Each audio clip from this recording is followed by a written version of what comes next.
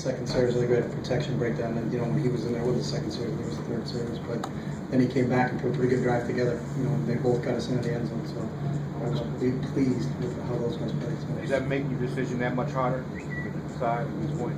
No, I mean I would make my decision harder if neither of them completed a pass.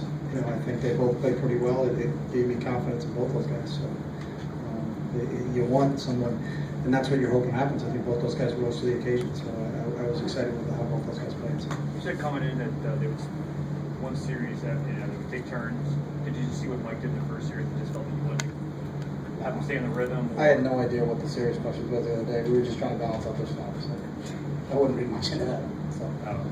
Were you looking for a faster pace from Dick than Michael, or was that just the way? No, that's just kind of how we practice. We always said it's a tool in our toolbox. We'll huddle sometimes. We'll go fast at other times. So, we had some work with the NFL officials a week ago, and then we did it with the Patriots. So, you want to be able to just make sure you get enough reps with them because we're not going to have them in practice this week coming up. So, a couple points in times during the game, we'll see if we can play with some tempo and get used to how they respond to the ball. I didn't see any problems with how it worked. So it was just something that we wanted to make sure that we worked.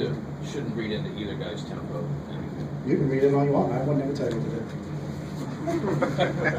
If you look at the Washington defense, play normal on that first drive. There were more than one play, I'll tell you that. I think there was a couple missed tackles out there. I've seen LeGarrette, unfortunately, I coached him.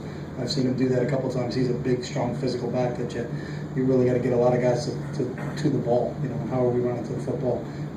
And then we missed a gap on the first long run to start the game. So, we'll watch the film, make sure we understand exactly what happened, and try to correct those mistakes when we come back on Sunday. So if you had said Wickett was going to start and then